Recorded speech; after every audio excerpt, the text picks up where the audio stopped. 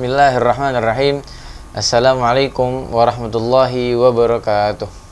Alhamdulillahirabbil alamin. Wa bihi nasta'in ala umuri dunya waddin. Wassalatu wassalam ala asyrafil anbiya'i wal mursalin wa ala alihi wa sahbihi ajma'in. Alhamdulillah, kita bisa dikumpulkan lagi di acara kisah-kisah Islami, yang mana insyaallah di program ini kita akan menanya tentang bagaimana Al-Imam Ali membangun masjid, yang insyaallah akan kita hadirkan. Kita tanya Ustadz Ali Muhammad Habibullah. Ustadz, gimana kabar Ustadz? Alhamdulillah, insyaallah. Ustadz, antum dari Bali Ustadz? Masya Allah. Ustadz ini dari Bali, dari jauh. Masya Allah. Ustadz sudah berapa lama tahun mondok Ustadz? Alhamdulillah, ini udah tahun ke-6. Tahun ke-6, Masya Allah. Ustadz Ali Muhammad Habibullah sudah 6 tahun di sini, Masya Allah.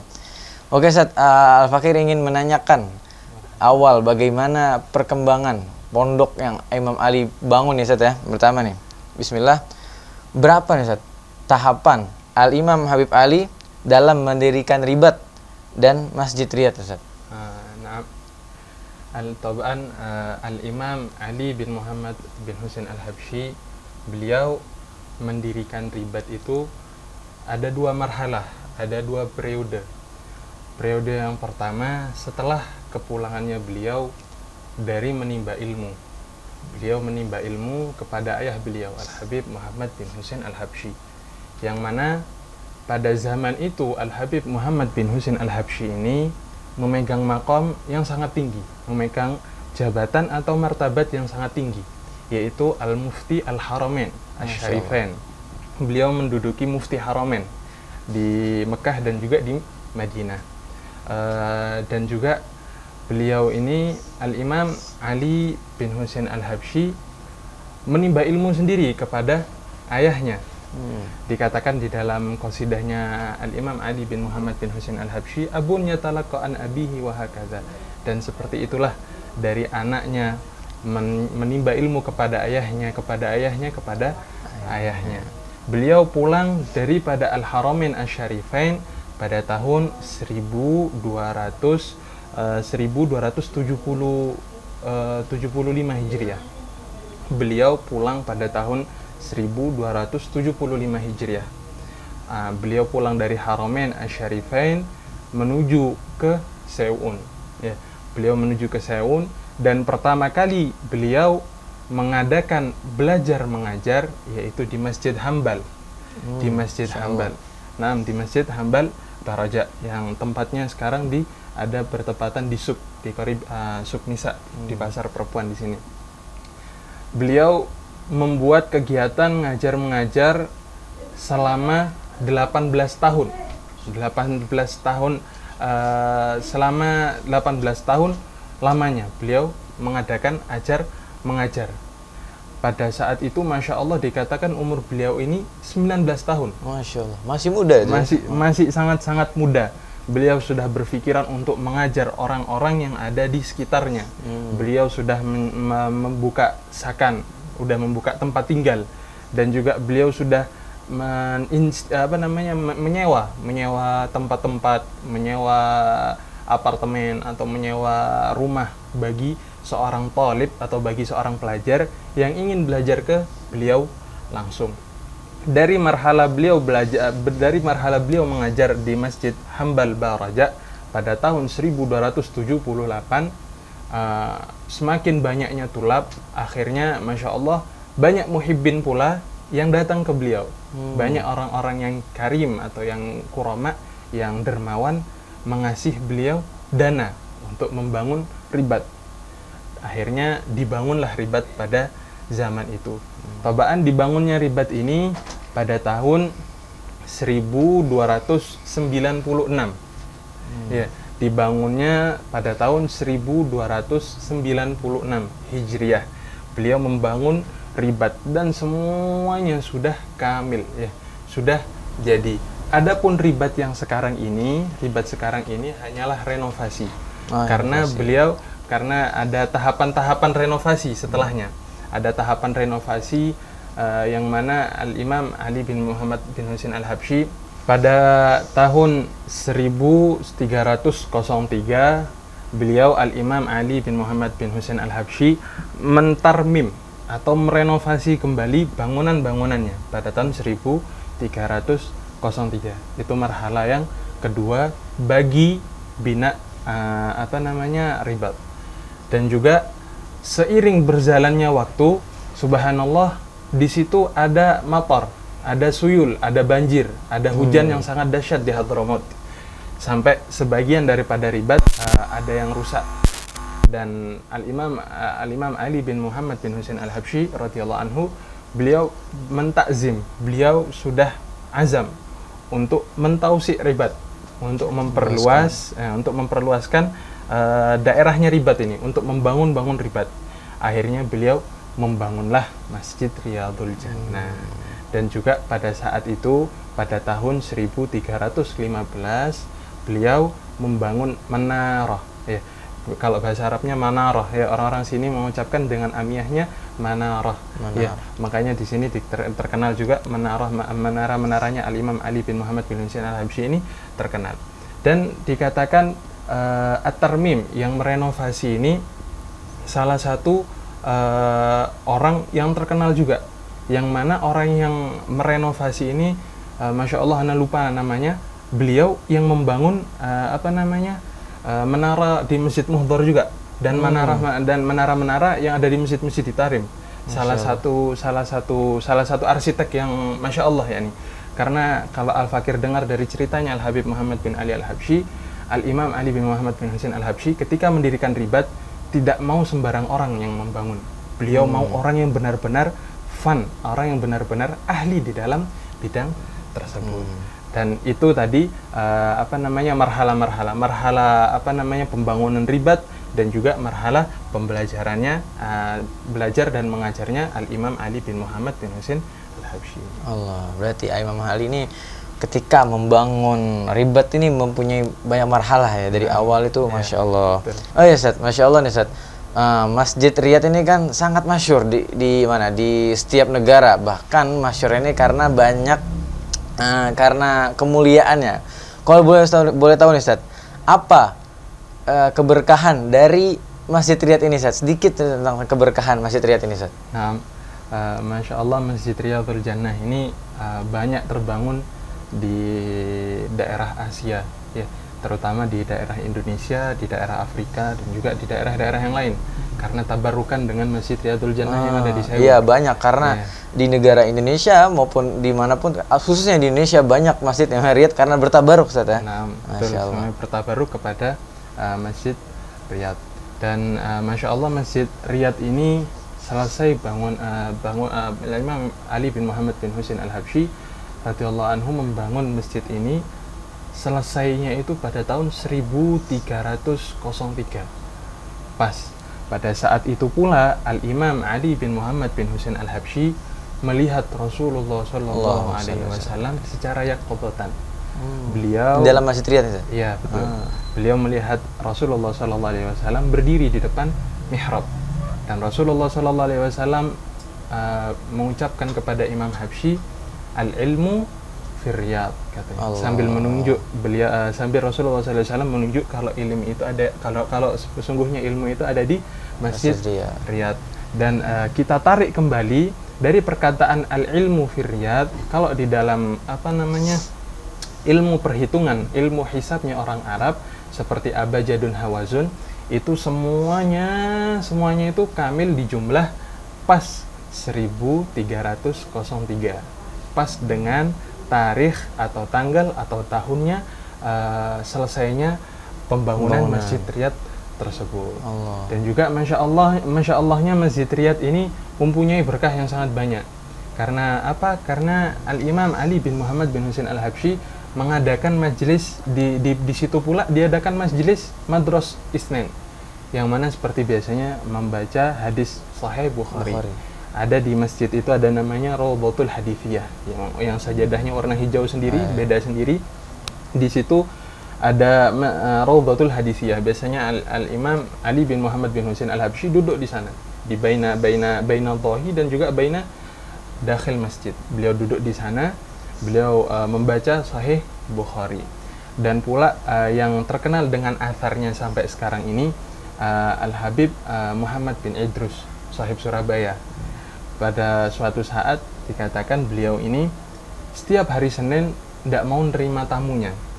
Beliau Al-Habib Muhammad bin Idrus ini setiap hari Senin diem di dalam kamar.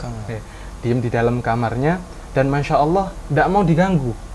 Ketika beliau keluar, katanya dikatakan jubah beliau ini baunya bukhur yang ada di Sewun, dan mulutnya beliau pula baunya sudah seperti bau kohwanya yang ada di Madras Isnen yang ada di Sewun.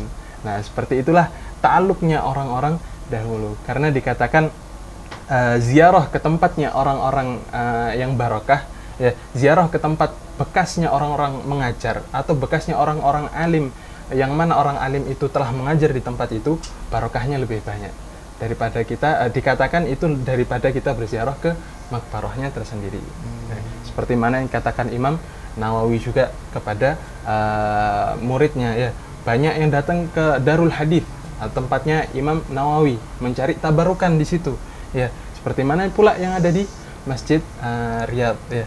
Dan kalau antum ketahui bahwasanya menghafal tarikh, memahami tarikh, memahami sejarah, tahun atau bulan atau hari yang dimana semua itu ada berkaitannya dengan salafun saleh, itu termasuk dari bagian ilmu. Kita menghafal tarikhnya, kita menghafal harinya, kita menghafal tanggalnya, atau kita menghafal yang lain-lainnya, yang mana semuanya bertakluk dengan salafun saleh, itu termasuk daripada ilmu. Masya Allah. Pemirsa, penasaran dengan bagaimana awal pertemuan Al-Habib Ali dengan guru futuhnya? Saksikan setelah segmen berikut ini. Akan ada program spesial dari kami menemani waktu Anda setiap hari Jumat petang, yaitu program Kisah-Kisah Islami. Saksikan program ini setiap pukul 16.30 waktu Indonesia Barat.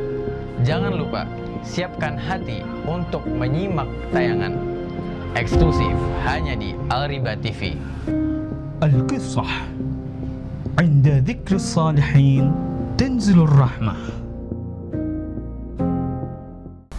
Oke pemirsa, kita kembali lagi ke segmen selanjutnya, yaitu bagaimana Al-Imam Habib Ali bertemu dengan guru futuhnya, yang mana guru futuh ini sangat paling dicintai oleh Al-Imam Ali Al-Habsyi. Oke Ustadz, ingin nanya lagi nih Ustadz, mungkin pemirsa juga penasaran dengan bagaimana beliau Al-Imam Ali ini punya guru futuh, guru yang sangat Habib Ali ini cinta kepadanya nih. Bagaimana Ustadz pertama kali bertemu itu Ustadz? Jadi guru futuh Al-Imam Ali bin Muhammad bin Husain Al-Habsyi ini adalah Al-Habib Abu Bakar bin Abdullah Al-Attas, ya, yang mana beliau Al-Imam radhiyallahu anhu, Al-Imam Ali bin Muhammad bin Husain Al-Habsyi bertemu itu pertama kali beliau bertemu di Syihir, di Masjid Ghibtah, ya, di Syihir, di Masjid Ghibtah. Syihir ini adalah daerah teluk, daerah pesisir laut, yang mana pada saat itu Al-Imam Ali bin Muhammad bin Husain Al-Habsyi bertemu dengan beliau di tahun 1276, ya, 1276. Pada saat itu beliau ingin melaksanakan haji, ya, pada zaman itu, karena pada zaman itu haji itu lewat kapal, ya, naik kapal sampai ke Mekah, ya, makanya sampai ke daerah Hijaz, makanya beliau lewat daerah teluk, daerah pesisir, naik kapal. Masya Allah, beliau bertemu dengan Al-Habib Abu Bakar di Masjid Ghibtah, ya, yang mana Masjid Ghibtah ini berada di Syihir. Pada saat itu Imam Ali bin Husain Al-Habsyi ini melihat Habib Bakar, langsung dikatakan dalam kitab kadayatirul qalbi, katanya, seakan-akan hatiku ini pingin terbang melihat beliau. Ya. Padahal cuma lihat aja saya. Ya, padahal cuma dilihat aja sama Imam Ali bin Muhammad bin Husain Al-Habsyi. Cuma dilihat aja sama Imam Ali, beliau mengatakan kadayatirul qalbi, katanya. Sampai-sampai Al-Imam Ali bin Muhammad bin Husain Al-Habsyi pada saat pertemuannya itu, beliau sampai bilang, ahadza amlak am hadza insi, katanya. Apakah ini malaikat Allah. atau ini seperti manusia ya, Masya Allah. atau ini manusia, sampai beliau membilangkan kayak gitu.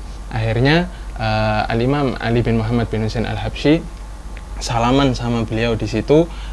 Pada saat itu malam hari katanya. Dikatakan pada saat itu malam hari beliau jalsa dengan Habib Abu Bakar, beliau belum ada takalam di situ.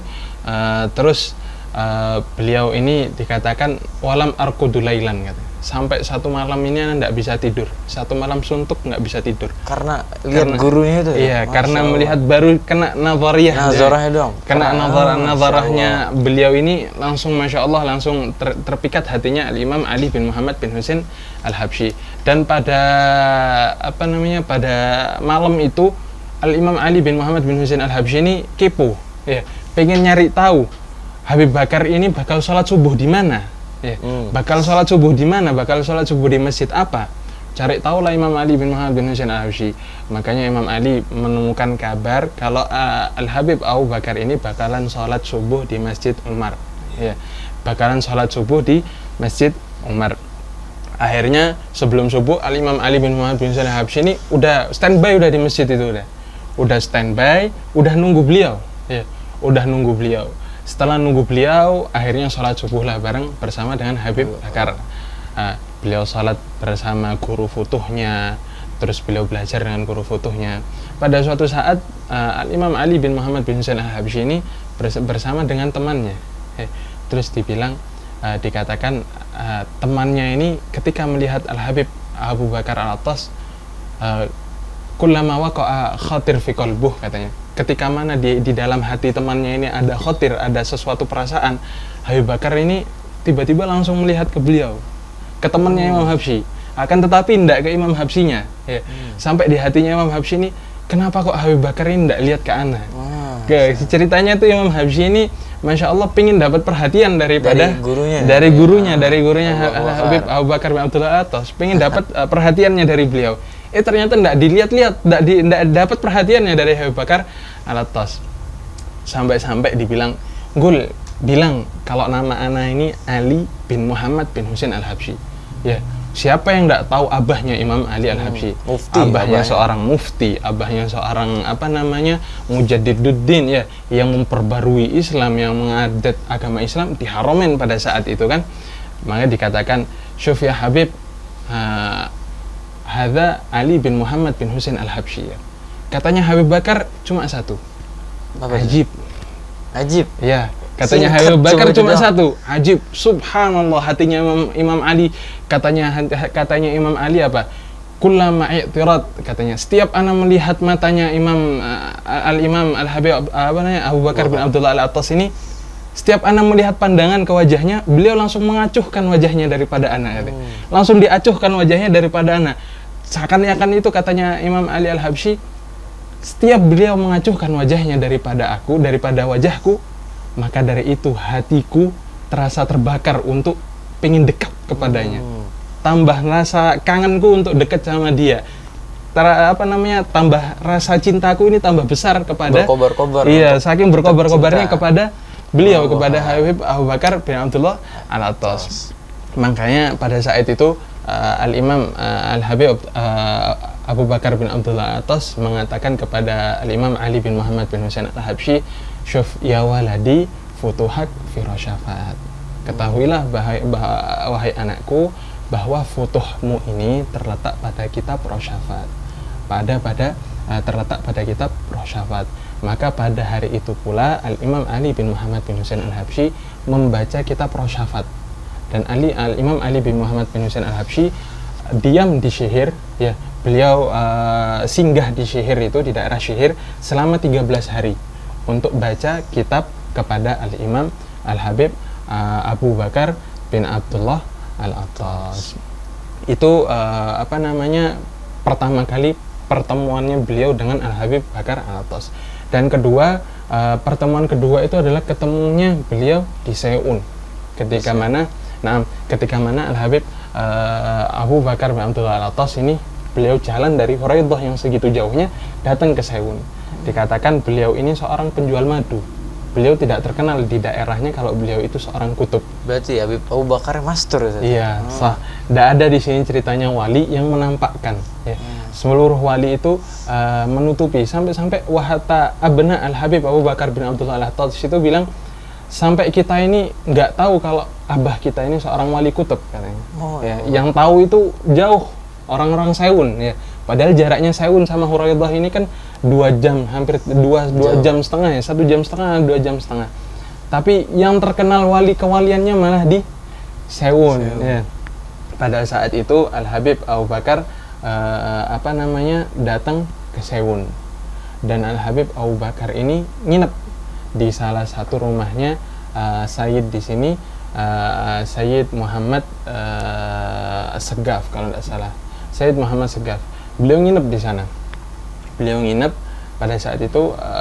Al-Habib Ali tahu Habib Bakar ini ada di Sewun. Dicarilah sama Imam Ali. Dicari Habib Bakar karena beliau kan guru futuhnya kan. Karena beliau cinta kan sama Habib Bakar. Dicari. Digedor pintunya. Ditanya, "Min Ali bin Muhammad," gitu kan. Jawabannya Imam Ali bin Muhammad. "Hayak bihabshina," katanya Sayyid Umar ini, Sayyid Umar Segaf kalau tidak salah. "Hayak bihabshina." Terus katanya Al-Imam Ali bin Muhammad bin Husain Al-Habsyi ini beliau mendengar kalau Habib Bakar ini bilang ke siapa? Ke Sayyid Umar ini bilang, "Khalluh," biarkan, la taftah, ya. La taftah al-bab, jangan dibukakan pintunya. Biarin Imam Habsyi ada di bawah. Ya dibiarin Imam Habsyi di bawah. Subhanallah, seketika itu Imam Habsyi mengingat, ya, keingat kembali dengan ceritanya para pendahulunya, seperti Al-Habib Ali bin Abdullah As-Segaf dengan Al-Habib Ali bin Abdullah Al-Idrus. Yang mana Habib Ali bin Abdullah As-Segaf ini mencari gurunya Al-Habib Ali bin Abdullah Al-Idrus sampai ke rumahnya, digedor rumahnya. Ya, sama persis kayak gitu, digedor rumahnya, baru dilihat, oh, Ali bin Abdullah Al-Idrus, ya, disiram dari atas. Disiram pakai air wijuan tangan, air bekas cuci tangan, disiram. Seperti itulah percobaannya para guru-guru futuh. Ya. Sampai dikatakan subhanallah, jalsahnya Al-Imam Ali bin Muhammad bin Husain Al-Habsyi bersama Al-Habib Abu Bakar bin Abdullah Al-Attas ini hanya 3 atau 4 kali. Sedikit ya, tapi sangat sedikit timbul, Masya Allah. Subhanallah. Dan Al-Fakir baru tahu kemarin ini dari sebuah cerita, dan dari mendengar juga dari baca-baca kitab, dikatakan Al-Imam Al-Imam Ali ini cuma jalsahnya cuma dikit, 3 atau 4 kali. Akan tetapi beliau mendapatkan kunuz, beliau mendapatkan segudang ilim, beliau mendapatkan guru tariqah, ya, Syekhul Futuh, mendapatkan Syekhul Tariqah, yaitu Al-Habib Abu Bakar bin Abdullah Al-Attas. Karena dikatakan guru yang mana apabila guru tersebut sudah melihat kepada muridnya, oh, ini muridku aku bakal menjadi guru futuhnya pada murid tersebut, maka guru tersebut akan menjauh daripada murid tersebut. Kenapa? Karena guru itu tidak mau murid itu mau melihat basyariahnya, mau melihat sifat kemanusiaannya. Ada sebuah perkataan, as-sama laisa kamal uyun, ya. Kalau ente dengar kabar tidak sama seperti ente melihat orang. Ya, seperti ente mendengar kabar, oh, Al-Habib Abu Bakar bin Abdullah Al-Attas itu orangnya seperti ini. Ini dengar kabar. Akan tetapi apabila pas ente ngelihat, ente bakal ada dalam hatinya ente, ternyata orangnya seperti itu. Ternyata orangnya seperti itu. Makanya itu Al-Imam Al-Habib Abu Bakar bin Abdullah Al-Attas tidak mau lama-lama ketemu dengan Al-Imam Ali bin Muhammad bin Husain Al-Habsyi. Begitu pula dengan salafun saleh yang lain. Salafun saleh yang lain seperti siapa? Seperti Sayyid Yusuf bin Hamid Al-Maghrabi, ya, Al-Hasani, yang ada di sini makamnya. Beliau bertemu dengan Syekh Sayyid Abu Bakar bin Salim, ya, Syekh Abu Bakar bin Salim.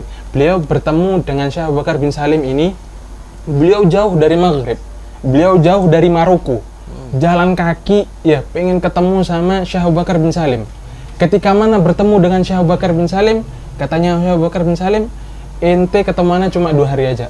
Setelah itu ente berangkat ke Kosam, ente dakwah di Qasam. Ya.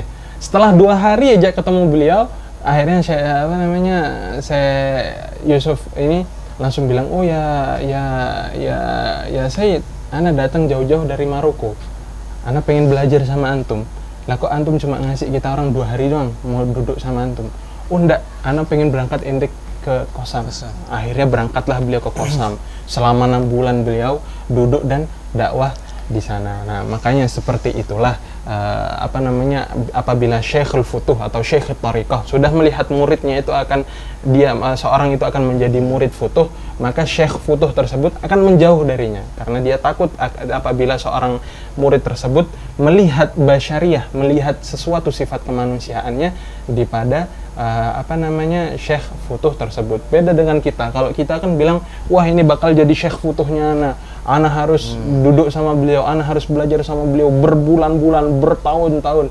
Apabila makanya dikatakan as-sama' ma fiha kama musyahada, ya. Orang yang kabar yang inti dengarkan tidak sama dengan inti melihat. Allah.